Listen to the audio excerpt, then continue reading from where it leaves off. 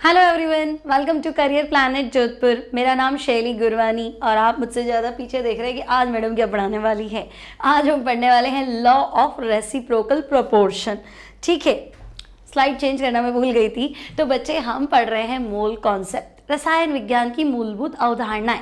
पिछली क्लासेस में हमने डिस्कस किया था लॉज ऑफ केमिकल कॉम्बिनेशन, रासायनिक संयोग के नियम। मतलब अगर कोई केमिकल रिएक्शन होती है तो कंपाउंड किस तरह से कंबाइन होते हैं, किन किन नियमों का पालन करते हैं, है ना। मैंने आपको बताया H2 + Cl2 मिलकर 2HCl बनाएगा। अब यहाँ पे लॉ ऑफ कंजर्वेशन ऑफ मास लग रहा है, द्रव्यमान संरक्षण का नियम, जो हमें दिया था प्राउट, हाँ जो हमें दिया था किसने, प्राउट ने दिया था, ठीक है, सॉरी लेवोशियर ने दिया था और लैंडोल्ट ने उसको स्टडी किया था। ठीक है, लॉ ऑफ कंजर्वेशन ऑफ मास, द्रव्यमान संरक्षण का नियम। तो हमने कहा था कि ठीक है भाई, H2 हाइड्रोजन 2 ग्राम हो गया, एक H का मास 1, 2H का मास 2, है ना। तो अगर मैं एक अणु का मास ले रही हूँ तो 2U यूनिफाइड मास, और अगर ग्राम्स में ले रही हूँ तो 2 ग्राम मान लो। Cl2 तो हमने कहा था Cl 35.5, Cl2 है तो 35.5 × 2 यानी कि 71। तो Cl2 71 ग्राम था, हाइड्रोजन 2 ग्राम था, टोटल 73 ग्राम था। और जब आप HCl बनाते हैं तो बच्चों आंसर 73 आना चाहिए। 2 HCl बन रहे हैं तो हम कहेंगे हाँ, एक हाइड्रोजन का एक, Cl का 35.5, तो 35.5 + 1 36.5, 2 से मल्टीप्लाई कर लेंगे तो 73 आ जाएगा, है ना। तो लेवोशियर, फादर ऑफ केमिस्ट्री, वो कहता है कि भाई जितना मास रिएक्टेंट का है, जितना भार क्रियाकारक का है, उतना भार उत्पाद का रहेगा कोई भी केमिकल रिएक्शन के दौरान। तो हम कहेंगे हाँ इट्स ओके, देख सकते हैं, ठीक है। तो कोई टेंशन थी नहीं। फिर हमने कहा था लॉ ऑफ कांस्टेंट कंपोजिशन, द्रव्यमान संरक्षण के बाद हमारे पास है स्थिर अनुपात का नियम, है ना, या स्थिर संगठन का नियम।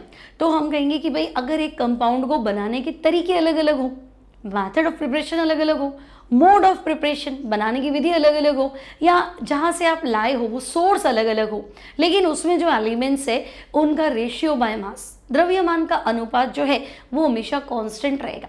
मतलब CO2 में C/O, है ना, कार्बन 1 है, ऑक्सीजन 2 है, तो इनके द्रव्यमान का अनुपात, कार्बन का 12, O का 16 होता है, लेकिन मैं O2 की बात कर रही हूँ तो 12/32, 16 दूना 32 तो हम कहेंगे हाँ 12/32, और अगर आप 4 से डिवाइड करेंगे तो आएगा 3/8, तो हम कहेंगे ये कांस्टेंट रहेगा।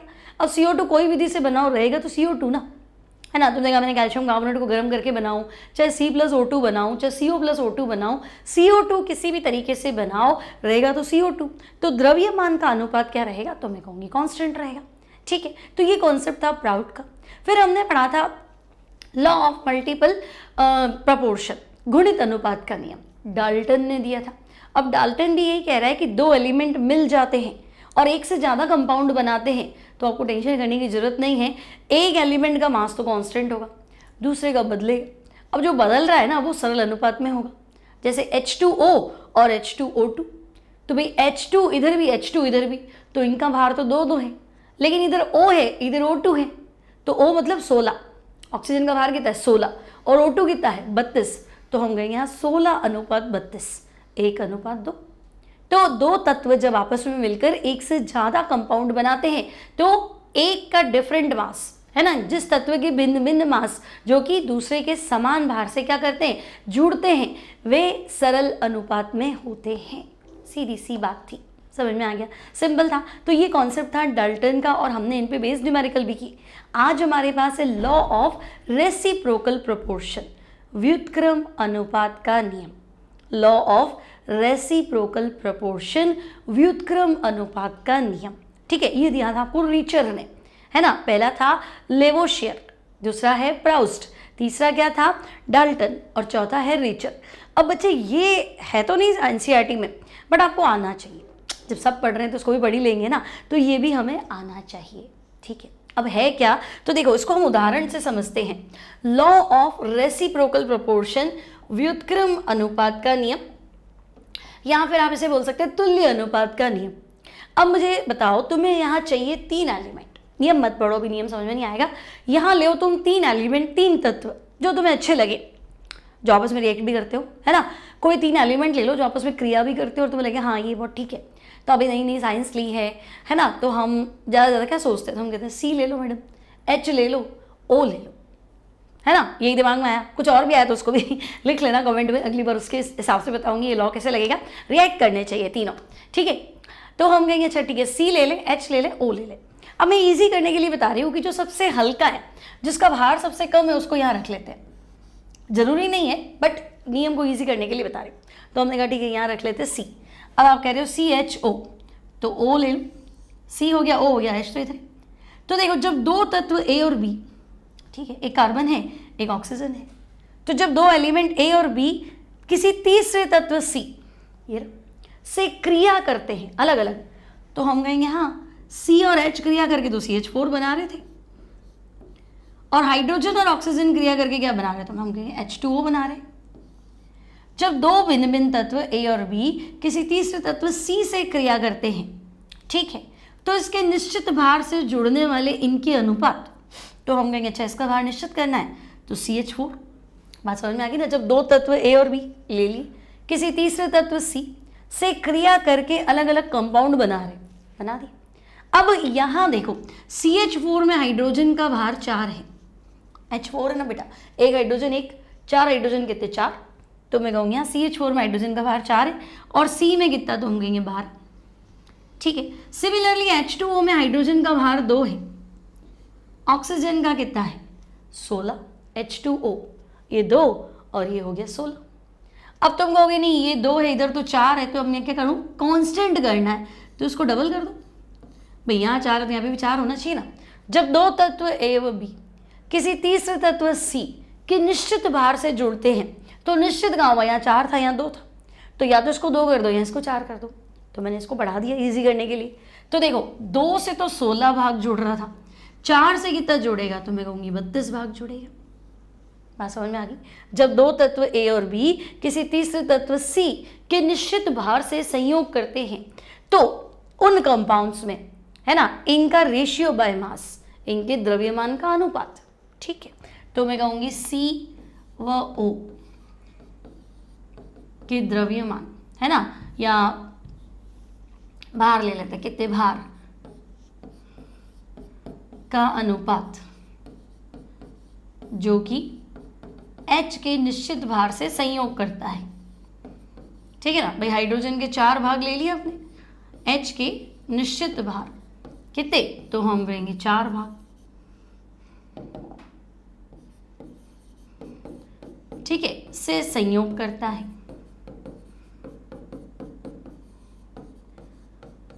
ठीक है, तो हम कहेंगे अच्छा भाई C और O का अनुपात बताओ, है ना, जो कि हाइड्रोजन के 4 भागों से जुड़ता है। तो देखो हाइड्रोजन के 4 भाग से जुड़ने में C तो है 12, और हाइड्रोजन के 4 भाग से जुड़ने में ऑक्सीजन है 32, तो 12 अनुपात 32, सरल अनुपात निकालो, तो 12 32, 4 से भाग लगा लो, 4 तिया 12, 8 चौक 32, तो हम कहेंगे यहाँ आंसर आएगा 3 अनुपात 8। तो हाइड्रोजन के निश्चित भार से जोड़ने में C और O का अनुपात कितना है, तो इसका अनुपात है 3 अनुपात 8, ठीक है। अब आप कहो कि जब ये आपस में सीधे संयोग करते हैं, जब दो तत्व A व B, है ना, किसी तीसरे तत्व C के निश्चित भार से जुड़कर अलग अलग यौगिक बनाते हैं, तो इनके भार का अनुपात निकाल दिया कि भाई CH4 में 4 हाइड्रोजन है तो कार्बन 12 है, H2O में हाइड्रोजन 2 थे तो ऑक्सीजन 16 था, मैंने 4 कर दिया तो 32 हो गया, ठीक है ना। अब जब ये आपस में जुड़ते हैं तो भी आपस में जुड़ के तो ये CO2 बना लेंगे, CO2 ले लो, तो मिलेगा मैडम मैं तो CO लेना चाहता हूँ, CO ले लो, कोई फर्क नहीं पड़ेगा, है ना। तो देखो जब ये आपस में संयुक्त होते हैं, जब C व O सीधे संयुक्त होते हैं, है ना, तो इनके भारों का अनुपात, तो बोलो भाई जब C और O सीधे जुड़ते हैं तो इनके भारों का अनुपात, तो हम कहेंगे CO2 में C अनुपात O 12 अनुपात 32, तो हम कहेंगे 3 अनुपात 8। तो देखो यही तो आया, है ना। तो हम कहेंगे जब ये अलग अलग जुड़ रहे थे तीसरे के साथ निश्चित भार में, तब अनुपात 3 अनुपात 8 है, और जब ये आपस में जुड़ रहे हैं तब भी अनुपात क्या है, सेम है। अब CO ले तो सेम नहीं आता, तो मल्टीपल आता, है ना, पूर्ण गुणे दुगुना तिगुना ऐसा आता। ठीक है, तो देखो जब दो विभिन्न तत्व कार्बन और ऑक्सीजन तीसरे तत्व के निश्चित द्रव्यमान हाइड्रोजन और फिक्स से 4 भाग ले लिया से अलग अलग क्रिया करते हैं, हाँ तो यहाँ CH4 है, यहाँ वाटर है, तो उनके द्रव्यमानों में अनुपात ले लिया हमने, या तो समान होता है जिसमें कि वे, है ना, या उसका कोई पूर्ण गुणज होता है जिसमें कि वे संयोजन करते हैं। ठीक है, तो द्रव्यमान का अनुपात या तो सेम है ना, या मल्टीपल है। कब? जब ये डायरेक्ट जुड़ते हैं, जब वे सीधे संयोग करते हैं, है ना। आप चाहे तो इसको और सरल भाषा में लिख सकते हैं, है ना। क्या लिखेंगे? देखो हमारे पास 2 तत्व थे, जब 2 तत्व ए व बी, ऐसे लिखो ज़्यादा इजी रहेगा, जब 2 तत्व ए व बी किसी तीसरे तत्व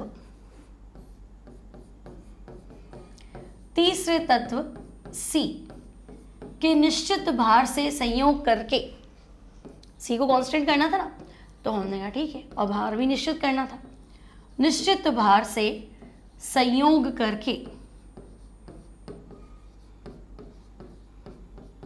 ठीक है भाई, डायरेक्ट जुड़ रहे थे, निश्चित भार से संयोग करके अलग अलग यौगिक बनाते हैं। ठीक है, अलग अलग यौगिक बनाते हैं, तब उनके द्रव्यमान का अनुपात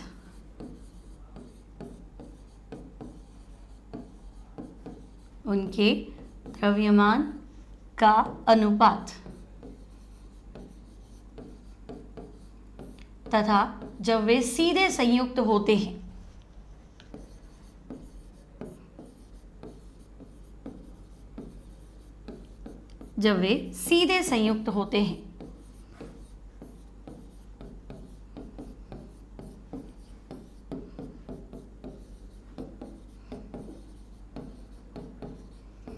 तब द्रव्यमान का अनुपात। ठीक है, कांस्टेंट से संयुक्त हो रहे थे तब उनके द्रव्यमान का अनुपात, और जब वे डायरेक्ट जुड़ते हैं बच्चे, तब द्रव्यमान का अनुपात या तो समान होता है, ठीक है, या तो बिल्कुल क्या रहेगा, तो हम कहेंगे सेम रहेगा, या पूर्ण गुणज होता है। पूर्ण गुणज मतलब मल्टीपल, पूर्ण गुणज होता है, मल्टीपल होता है। ठीक है, कैसे? तो देखो एक और एग्जाम्पल ले लेते हैं।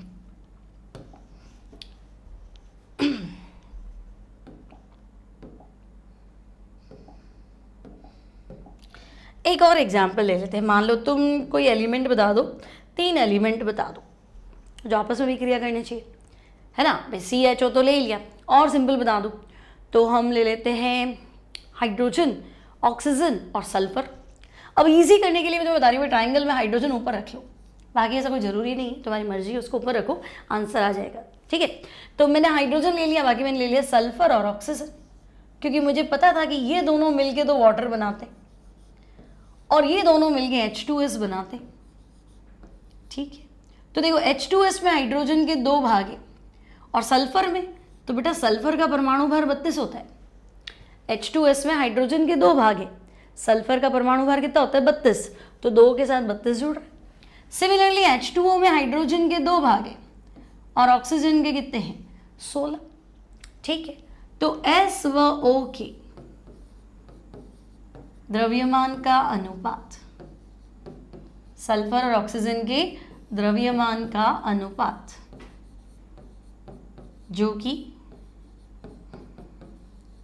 2 भाग हाइड्रोजन से जुड़ता है ना, 2 भाग हाइड्रोजन से जुड़ता है। ठीक है, तो बेटा H2S, H2O, H2 तो कांस्टेंट है ना, तो मुझे सल्फर और ऑक्सीजन का वो अनुपात देखना है द्रव्यमान का जो 2 पार्ट हाइड्रोजन से कनेक्ट होता है। तो मैं कहूँगी सल्फर तो 32 है और ऑक्सीजन कितना है? 16, तो 32 अनुपात 16 यानी 2:1। ठीक है, 32 अनुपात 16 यानी 2:1। ओके, अब जब ये डायरेक्ट जुड़ते हैं, है ना, मान लो तुम्हें लगे S और O, तो S और O डायरेक्ट जुड़ते हैं तो SO2। ठीक है, तो जब S व O सीधे संयुक्त होते हैं, ठीक है भाई, जब सल्फर और ऑक्सीजन सीधे संयुक्त होते हैं तो हम कहेंगे सीधे संयुक्त होते हैं SO2। तो SO2 में सल्फर और ऑक्सीजन का अनुपात, तो सल्फर का तो अभी बताया था 32, O2, O का तो 16 होता है, O2 है तो 32, तो हम कहेंगे 1:1। सेम नहीं है पर मल्टीपल तो है ना, 1:1 कितना हुआ 1 और 2:1 कितना हुआ 2, तो 2:1 मल्टीपल है, पॉइंटों में नहीं आएगा, डेसिमल में नहीं आएगा, तो हम कहेंगे हाँ बात तो सही, ठीक है। तो एग्जाम में आपको लिखना नहीं है पहली बात, क्योंकि एनसीईआरटी में है नहीं तो आपसे बोर्ड एग्जाम्स में नहीं पूछेगा। लेकिन अगर वो ऐसा ट्राइंगल बना दे और आपको कहे कि कौन सा लॉ है ना, कि यहाँ पे रेशियो 2:1 आ रहा है और यहाँ पे रेशियो 1:1 आ रहा है, तो आपको ये पता होना चाहिए लॉ कहीं पढ़ा था ट्राइंगल वाला, और ये लॉ क्या था, लॉ ऑफ रेसिप्रोकल प्रोपोर्शन, व्युत्क्रम अनुपात का नियम, तुल्य अनुपात का नियम, बस इतनी सी बात है, ठीक है, ये पता होना चाहिए। या फिर वो कह दे कि ना देखो यहाँ पे तो अनुपात जो है इसका इसके और इसके साथ में जो अनुपात आ रहा है, मतलब इसके कांस्टेंट का इससे जुड़ा कितना और इससे जुड़ा कितना, वो 32 और 16 का अनुपात कितना आ रहा है 2:1।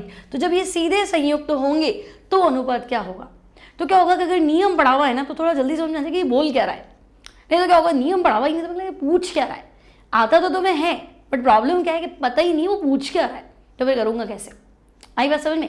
इसलिए नहीं है एनसीईआरटी में, बट बहुत फंस जाते हैं। एनसीईआरटी में तो नहीं था बट मैडम आ गया, मिलता जुलता था, है ना। अब एनसीईआरटी का कहीं पे भी एक लाइन लिख देगा, एनसीईआरटी ने ऐसा लिख दिया कि लॉ ऑफ केमिकल कॉम्बिनेशन, रासायनिक संयोग के नियम, और उसने 2 ही दिए, तो आप उस पर ना ये नहीं कह सकते हो ना, बोलते ना ब्लेम नहीं कर सकते ना, आरोप नहीं लगा सकते कि आपकी बुक में तो 2 ही है, आपने दूसरे में से पूछ लिया। उसने कहा मैंने आपको दे दिया है रासायनिक संयोग के नियम, अब 2 मैंने समझाए हैं, 2 में से मैं सवाल पूछ सकता हूँ, है ना, आप उसमें कुछ नहीं बोल सकते हो, तो फिर हमें पढ़ना पड़ेगा।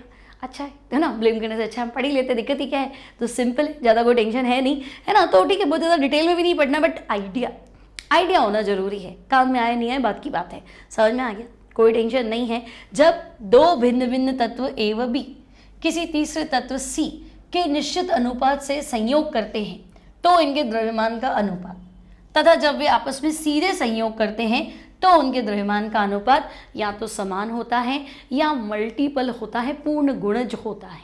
सीधी सी बात है, सिंपल है, कर लेंगे, आगे बढ़ जाएं। तो नेक्स्ट है बेटा लॉ ऑफ गैसियस वॉल्यूम, गैल्यूसेक का नियम। अब इसको नहीं पढ़ना है, सीधे उदाहरण से चलते हैं। गैल्यूसेक क्या कहता है, तो गैल्यूसेक आपको कहता है गैसियस वॉल्यूम, मतलब मुझे क्रियाकारक गैसीय अवस्था में चाहिए, मुझे उत्पाद भी गैसीय अवस्था में चाहिए, तो मैं कहूँगी चलो एक रिएक्शन ले लेते हैं, hydrogen H2 plus chlorine Cl2, और आंसर है हाइड्रोजन क्लोराइड HCl, और ये गैस होती है ना। तो लगेगा कि नहीं लैब में तो मैंने हाइड्रोक्लोरिक एसिड देखा है, मैडम ये अम्ल होता है और आप हमें गैस बता रहे हैं, तो बेटा ये पानी में घुल जाती है और पानी में घुल के ही प्रोटॉन भी दे देती है, तो जो प्रोटॉन देगा उसको हम अम्ल कंसीडर करेंगे, है ना। लेकिन एक्चुअली नेचुरली जब इसको बनाओगे तो ये गैस होती है। अब देखो मैंने लिखा है हाइड्रोजन प्लस क्लोरीन, लेकिन जहाँ की हम ये स्टडी कर रहे हैं ना उस टाइम पता नहीं था कि हाइड्रोजन H2 होता है, क्लोरीन Cl2 होता है और हाइड्रोजन क्लोराइड HCl होता है, ऐसा कुछ पता नहीं था, है ना। उस टाइम ऐसे लिखते थे कि हाइड्रोजन, इसका नाम लिखते थे कि भाई ये हाइड्रोजन है, ठीक है। और जब हम हाइड्रोजन गैस की क्रिया क्लोरीन गैस से कराते हैं तो हमारा आंसर हाइड्रोजन क्लोराइड होता है। जब हम हाइड्रोजन गैस की क्रिया क्लोरीन से कराते हैं तब हमारा आंसर हाइड्रोजन क्लोराइड होता है, ठीक है। बट अब चलो हमें पढ़ना है, हम तो आज तो जान ही चुके हैं, इसलिए मैं ऐसा लिख रही हूँ, है ना। अब ये एक्सपेरिमेंटली क्या कह रहा है, ये कह रहा है कि NTP नॉर्मल टेम्परेचर प्रेशर या STP स्टैंडर्ड टेम्परेचर प्रेशर, ठीक है। अब दोनों में क्या फ़र्क है ये अगले आने वाली क्लासेस में बताऊंगी, है ना। फिलहाल मुझे ये बताना है कि भाई जब मैं हाइड्रोजन की क्रिया क्लोरीन से करा रही हूँ HCl बन रहा है, ये कह रहा है निश्चित ताप और दाब पर सेम कंडीशन लेनी है, फिक्स्ड कंडीशन लेनी है, तो निश्चित ताप और दाब पर गैसें जो है, गैसेज ऑलवेज कंबाइन, गैसें सदैव आयतन के सरल अनुपात में जुड़ती हैं। मतलब कि अगर तुमने यहाँ 1 लीटर लिया या यहाँ तुमने 1 आयतन लिया, ठीक है, तो ये भी 1 आयतन की जरूरत पड़ेगी, 1 वॉल्यूम 1 वॉल्यूम, और आंसर क्या है आंसर बनेगा 2 वॉल्यूम, 2 आयतन। Gases always combine in the fixed ratio of volume. और प्रोडक्ट भी अगर गैस है तो वो भी आयतन के सरल अनुपात में बनेगा। मतलब एक आयतन आंसर कितना है? 2 आयतन। तो तुम्हें लगेगा इसमें क्या है, 1 लीटर में 1 लीटर मिलाऊंगा उत्तर 2 लीटर ही तो आएगा। नहीं, 1 लीटर पानी में 1 लीटर पानी मिलाओगे तो उत्तर 2 लीटर आएगा, लेकिन पानी की बात थोड़ा ना हो रही है, गैस की बात हो रही है ना। और गैस का खुद का वॉल्यूम तो होता नहीं है, ठीक है। इसलिए ये कह रहा है अगर 1 लीटर हाइड्रोजन लोगे, 1 लीटर क्लोरीन लोगे तो पक्का है हाइड्रोजन क्लोराइड 2 लीटर बनेगी, फिक्स है, ठीक है। तो अब मान लो कि तुमने कुछ और ले लिया, लाइक मैं ले लेती हूँ नाइट्रोजन, ये गैस है। यहाँ हमने ले ली बैलेंस्ड इक्वेशन में हाइड्रोजन, ये भी गैस है। अब देखो उसने कैसे किया होगा, उसको तो पता ही नहीं था ना कि हाइड्रोजन H2 होता है, तो बैलेंसिंग कैसे हुई होगी, है ना। यहाँ तो आपको सिंपल लग रहा है कि हाँ क्या है इसमें, क्या है, तो सिंपल सी चीज़ है। नहीं, सिंपल चीज़ इसलिए क्योंकि आपको पता है कि नाइट्रोजन N2 होती है, हाइड्रोजन H2 होती है। लेकिन जब ये प्रयोग दिया गया था तो ये प्रायोगिक आंकड़े हैं, प्रैक्टिकल डेटा है कि 1 लीटर मिलाने में फाइनल वॉल्यूम 2 लीटर आ रहा है। सिमिलरली अगर यहाँ एक आयतन को वॉल्यूम लिख रही हूँ, ठीक है, 1 वॉल्यूम ले लूँ, यहाँ 3 वॉल्यूम ले लूँ, तो लिक्विड होता तो 1 और 3 4 कर देते ना, लेकिन अभी ऐसा नहीं है। यहाँ 1 वॉल्यूम इसके 3 वॉल्यूम से मिलके यहाँ 2 वॉल्यूम बनाएगा। इसका एक आयतन इसके 3 आयतन से संयोग करके, वहाँ 4 आयतन नहीं है, क्या है, वहाँ 2 आयतन है, 2 लीटर बनेगा, इतनी सी बात है ना।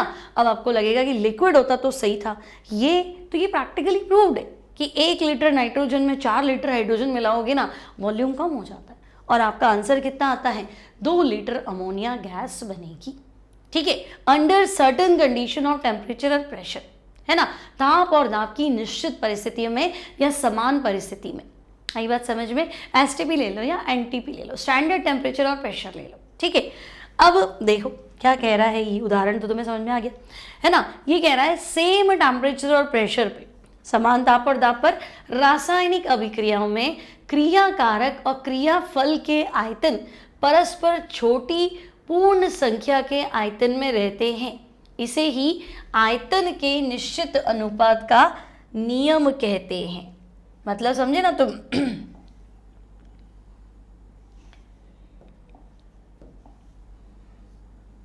ठीक है, कि आपका अगर टेम्परेचर और प्रेशर सेम है तो रिएक्टेंट हो या प्रोडक्ट हो सिंपल रेशियो में रहेगा, या आप ऐसे कह दो समान ताप और दाब पर गैसें सदैव सरल अनुपात में संयोग करती है। 1 लीटर से 1 लीटर जुड़ेगा, आई बात समझ में, है ना। यूं नहीं 3.3 लीटर से 2.2 लीटर जुड़ रहा है, ऐसे नहीं होगा। एक आंसर दो, है ना, 3 1 आंसर, 4 भी हो सकता है, 2 भी हो सकता है, 1 भी हो सकता है, सरल अनुपात रहेगा। यूं ही 3 1 और उधर 1.5, ऐसा नहीं आएगा। सिंपल रेशियो, समझ गए ना मेरी बात, है ना। और उत्पाद भी अगर गैस है तो उसका आयतन भी क्रियाकारी गैसों के आयतन के सरल अनुपात में होगा। सिर्फ इतनी सी कंडीशन है, समान ताप और दाब। एनटीपी पे या एसटीपी पे जब गैसें आपस में संयोग करती हैं तो सरल अनुपात में संयोग करती हैं। अगर उत्पाद भी गैस है तो वो भी सरल अनुपात में बनता है। अगर आपके स्कूल एग्जाम्स है तो आप ये वाला डेफिनेशन लिखो, ज़्यादा बेटर है, ये आपको पता होना चाहिए, है ना। और उदाहरण दे के समझाओगे तो एग्जामिनर आपके नंबर कहीं नहीं काटेगा, ठीक है। अब कंपटीशन अगर लग रहा है इसमें गए तो सिंपल ही है, नहीं, इस पे न्यूमेरिकल है। अगर तुम्हें ये चीज़ आती है ना तो तुम्हारा न्यूमेरिकल बनेगा, नहीं तो गड़बड़ हो जाएगी। कैसे, तो चलो सॉल्व करते हैं। देखो पहला क्वेश्चन है, गैसीय अभिक्रिया H2 plus Cl2 gives 2HCl। तो अभिक्रिया तो पढ़ ली तुमने। आपके पास एक रिएक्शन है जिसमें हाइड्रोजन, और हम कहेंगे अच्छा गैस ही है ना, तो गैस Cl2, ये भी गैस, और प्रोडक्ट क्या है HCl, ठीक है भाई, ये भी गैस। अब कंडीशन देखो, यदि 40 मिलीलीटर हाइड्रोजन क्लोरीन से पूर्ण क्रिया करती है तो क्लोरीन का आवश्यक आयतन और बने हुए HCl का आयतन बताओ। अब नियम आता है तो कर लो, है ना। हमें लगता है क्या, गैल्यूसेक का नियम सरल ही तो है, गैसें आयतन के सरल अनुपात में संयोग करती है। हाँ तो ठीक है, अब बनाओ। नियम आता है ना तो बना लो, है ना। तो जैसे आता है वो तो कर लेगा, है ना। नहीं आता है तो एक बार सोचो कैसे नहीं आता, क्यों नहीं आता है, तो बिल्कुल सिंपल नियम के हिसाब से चलो। तो मेरे को तो पता था अच्छा ये एक वॉल्यूम है, यहाँ पे भी मुझे लग रहा है हाँ H2 ये भी एक वॉल्यूम है, और आंसर मुझे पता है 2 वॉल्यूम।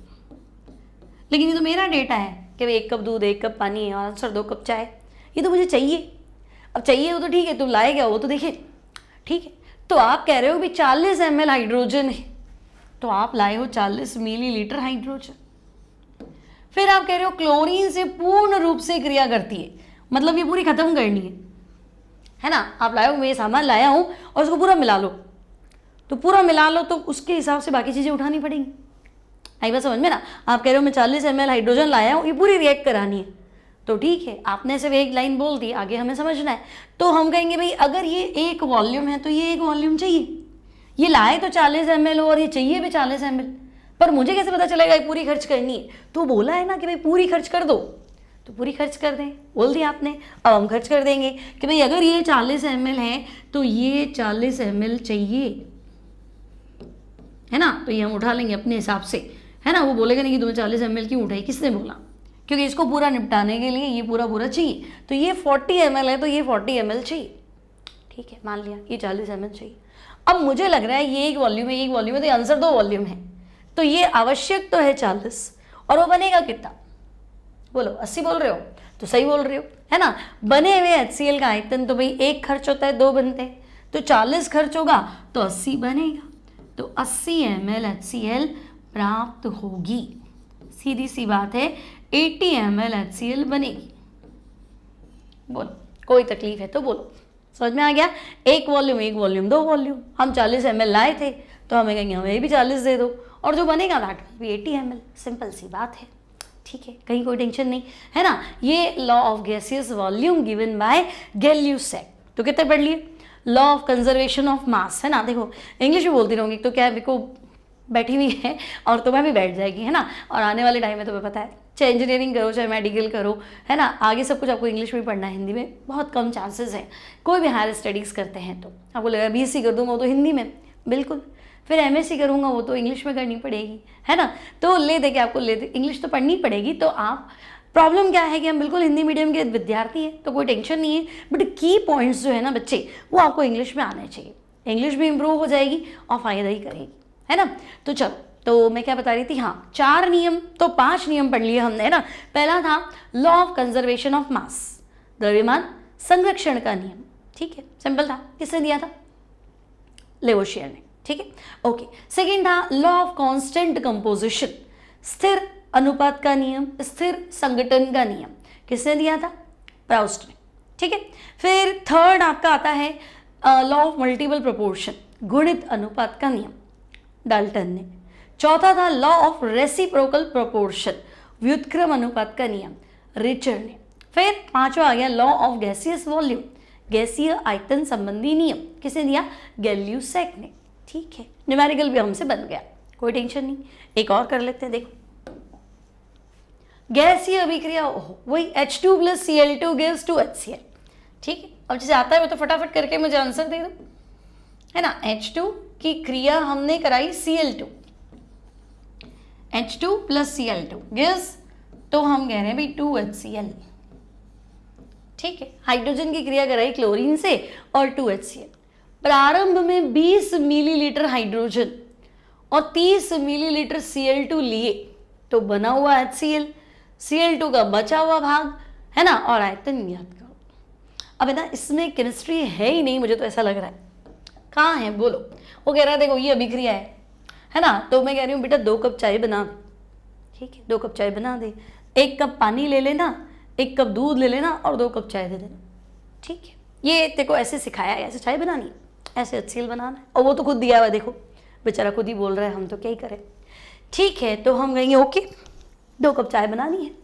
अब प्रारंभ में 20 ml हाइड्रोजन, ठीक है भाई, ये तुम्हें दिया है, गिवन लिख दूं, यहाँ दिया गया है, तो आपको दिया है 20 मिलीलीटर हाइड्रोजन और 30 मिलीलीटर क्लोरीन, और ये बोलो कितना बनेगा। तो हम कहेंगे देखो 1 कप में 1 कप ले लेना, 2 कप बन जाएगा, तो 20 में 20 मिलाना, अच्छा 30 है तो 30 में 30 मिला लें, तो तुम कहोगे 30 में 30 कहाँ से मिलाऊँ, ये तो दिया ही नहीं आपने।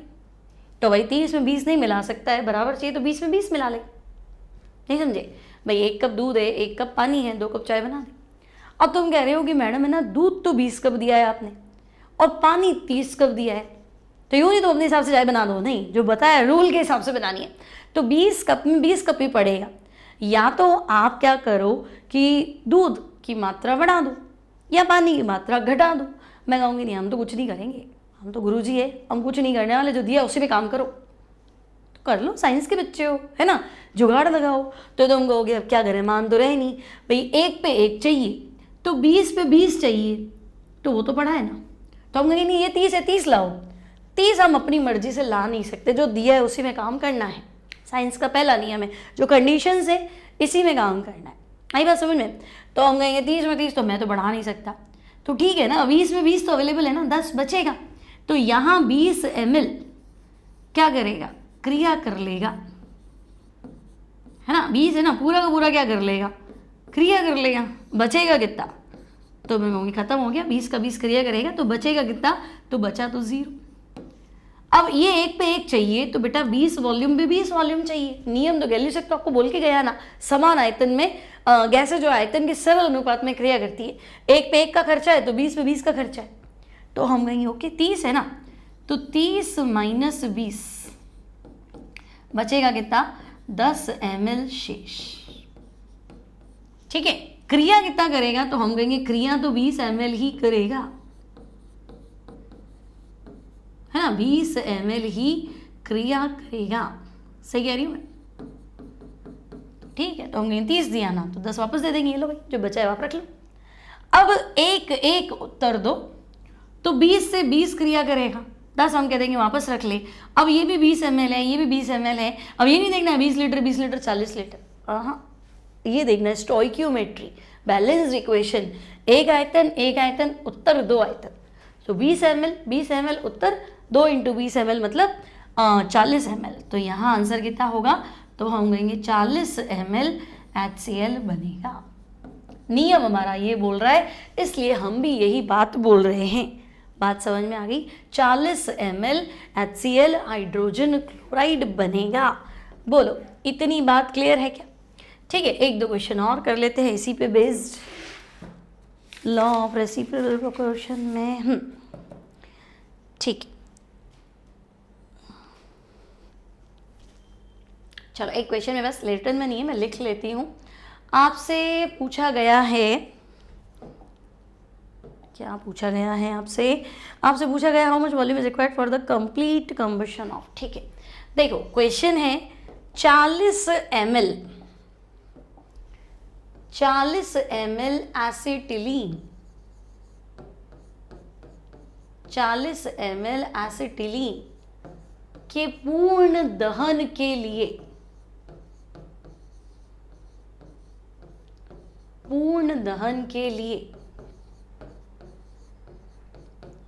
कितने ml, हाँ कितने ml, कितने आयतन भी लिख सकते हो, उससे क्या ही फर्क पड़ेगा, कितने ml O2 की आवश्यकता होगी। ठीक है, पहले तो तुम दहन वाली इक्वेशन बनाने की कोशिश करो, जब तक मैं लिख रही हूँ उसे। एसिटिलीन का दहन करना है, देखो किसे आता है ना। 11th वाला बच्चा तो मेरे भरोसे, लेकिन जो नीट की तैयारी कर रहा है वो अपने भरोसे, उसको ये तो आना चाहिए, और नहीं आता तो सीखो, है ना। कितने ml O2 की आवश्यकता होगी तथा प्राप्त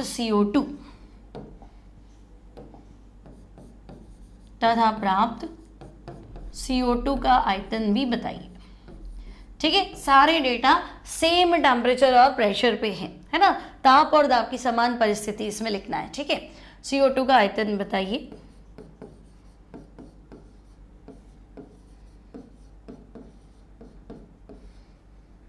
clear, at a proper temperature and pressure, है ना, दाब और दाब की निश्चित स्थिति में, ये सब बताओ।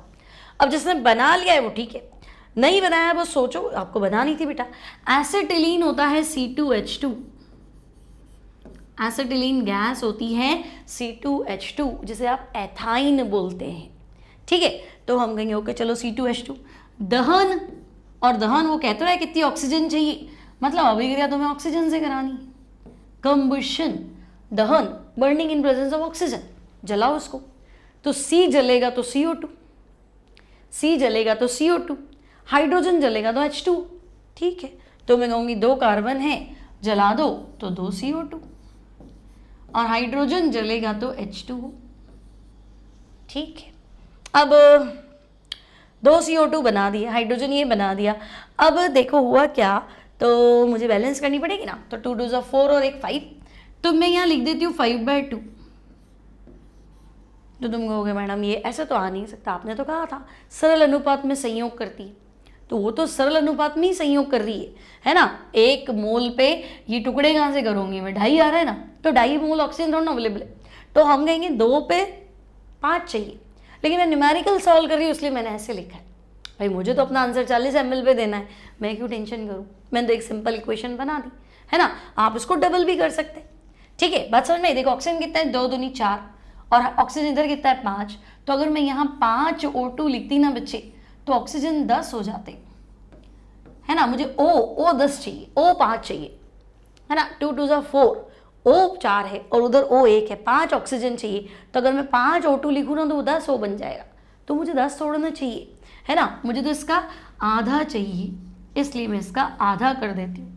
ठीक है, तो मेरे को 5 O मिल जाएंगे। ठीक है, चलो अब रूल क्या कह रहा है, तो रूल तो हम कहीं बस ये बोल रहा है वैसे। चलो अगर ये एक आयतन है तो ये 5/2 वॉल्यूम है ना। ये 1 है तो ये 2.5 है, 5/2 कितना होता है 2.5। ये बनेगा कितना, तो हम कहेंगे 2 आयतन। और अगर ये स्टीम है, जल वाष्प है, तो ये 1 आयतन। ठीक है, क्योंकि गैस होना जरूरी था ना, तो हम कहेंगे ओके। अब तुम्हारे पास क्वेश्चन में ये 40 ml है, ठीक है। देखो अगर ये 1 है तो ये 2.5 गुना ज़्यादा चाहिए।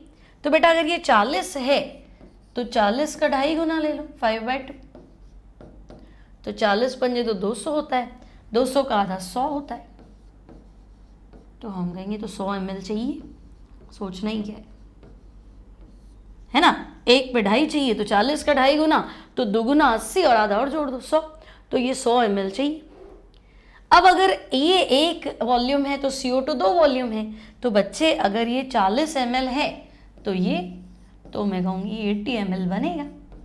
इसमें भी मुझे नहीं सोचना है ना। पूछा गया है O2 कितनी चाहिए, तो 100 चाहिए। CO2 कितना बनेगा, 80 बनेगा। कुछ नहीं सोचना है, सिंपल है। वापस प्रैक्टिस करेंगे इसको। ठीक है, तो अब मैंने आज तुम्हें सिखा दिया क्या, लॉ ऑफ रेसिप्रोकल प्रोपोर्शन, व्युत्क्रम अनुपात का नियम, तुल्य अनुपात का नियम, और नेक्स्ट हमने सीख लिया आज गैल्यूसेक्स लॉ है ना, गैसीय आयतन संबंधी नियम, गैल्यूसेक का नियम। सिंपल है, न्यूमेरिकल भी बना लोगे है ना। अब मिलेंगे नेक्स्ट क्लास में, जहाँ 1-2 थियोरी और पढ़ेंगे, डाल्टन है, एवोगेड्रो है, और उसके बाद में न्यूमेरिकल प्रॉब्लम्स, धीरे धीरे मोल तक पहुँच जाएंगे है ना। तो आई होप लेक्चर्स अच्छे लग रहे होंगे, काम बन जाएगा तुम्हारा इस साल का है ना। तो अच्छा लगे तो लाइक कर देंगे, थोड़ा शेयर भी कर लो, फिर खुद ही लिखते हो अरे इतने व्यूज़ कम क्यों हैं, आप तो सही पढ़ा रहे हो, आप तो अच्छा पढ़ा रहे हो, मेरे तो नंबर भी अच्छे आ गए। तो मैं उसका जवाब नहीं दे पाती हूँ, फ़ोन पे बात करते हो तब भी यही लिखते हो। तो मेरे पास कोई होता ही नहीं है ना, क्योंकि मेरे पास जो ऑफलाइन बैचेस हैं वो सारे इंग्लिश मीडियम के, और ऑनलाइन जो क्लासेस है ऑडियंस है वो ज़्यादातर हिंदी मीडियम की है। तो मैं उनको भी नहीं बोल पाती, वो उनके काम नहीं आता है।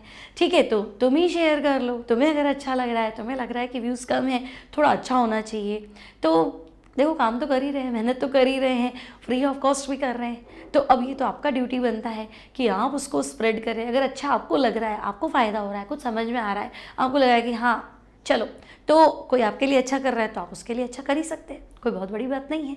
तो लाइक कर दीजिए, शेयर कर दीजिए। मिलते हैं नेक्स्ट टाइम, कोई डाउट हो तो वो भी लिख देना, नेक्स्ट क्लास में ले लेंगे। ठीक है, तो मिलेंगे next time. Till then take care and bye bye.